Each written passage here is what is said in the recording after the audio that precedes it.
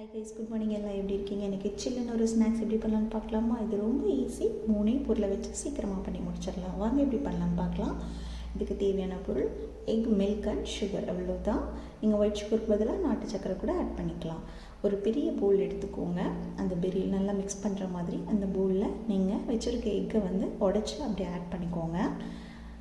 அதுக்கப்புறமா ஒரு 250 milligram sugar, white sugar R நாட்டு சக்கரை, ரெண்டில் இதில் வேணால் ஆட் பண்ணிக்கலாம். 250 மில்லிகிராம் சுகர் எடுத்து அதில் ஆட் பண்ணிக்கோங்க. ஆட் பண்ணிவிட்டு இது நல்லா மெதுவாக மிக்ஸ் பண்ணிக்கோங்க. அந்த எக் யாக்கெல்லாம் அந்த சுகரோட மிக்ஸ் ஆகணும். ஸோ மெதுவாக பீட் பண்ணிங்கன்னா அது அப்படியே மிக்ஸ் ஆகி கரைஞ்சிரும். ஸோ அப்படியே மெதுவாக பீட் பண்ணிக்கோங்க. இது பீட் பண்ணி முடிச்சதுக்கப்புறமா நம்ம பால் காய்ச்சி ஆற வச்சுருக்கணும். ரொம்ப சில்லுன்னு ஃப்ரீசரில் வச்சதோ இல்லை ஃப்ரிட்ஜில் வச்ச பாலோ வேண்டாம். காய்ச்சி மிதமாக ஆற வச்சுருக்க பால் போதும். அது ஒரு 250 ml எடுத்துக்கோங்க. இது ஒரு 3 to 4 members சாப்பிட்ற அளவுக்கு நான் இந்த குவான்டிட்டி சொல்லியிருக்கேன். உங்களுக்கு வேணும்னா நீங்கள் அதிகப்படுத்திக்கலாம். அது இல்லாமல் சுகர் நல்லா சாப்பிட்றவங்கன்னா இன்னும் கொஞ்சம் சுகர் கூட ஆட் பண்ணிக்கலாம். இப்போ காய்ச்சி கார வச்ச பாலை இதில் நம்ம ஆட் பண்ணிப்போம். இப்போ இது எல்லாமே நல்லா மிக்ஸ் ஆகிற மாதிரி மெதுவாக பீட் பண்ணிக்கோங்க. நல்லா அந்த எக்கு சுகர் கரைஞ்சிருக்கும், மில்கோட நல்லா மிக்ஸ் ஆகணும். அது மிக்ஸ் ஆகிற மாதிரி பார்த்துக்கோங்க. இது குழந்தைங்களுக்கு கூட நீங்கள் கொடுக்கலாம். பட் ஃப்ரீசரில் வைக்கிறனால அதுக்கு முன்னாடி 1 hour முன்னாடி எடுத்துக்கோங்க.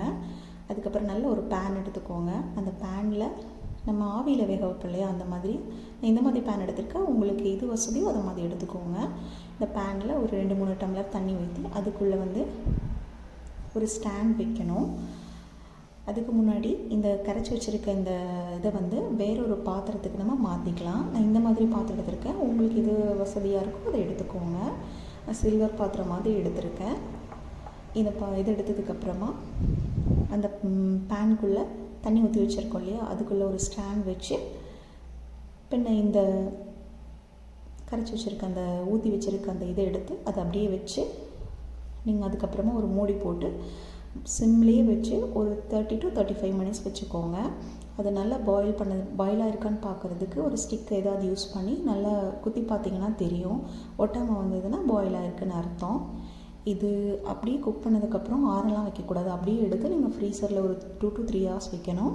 அதுக்கப்புறம் எடுத்து பார்த்தீங்கன்னா சூப்பராக சில்லுன்னு செம்ம டேஸ்டியாக இருக்கும். பிடிச்சிருந்தா லைக் பண்ணுங்கள் அண்ட் ஷேர் பண்ணுங்கள். Thank you guys.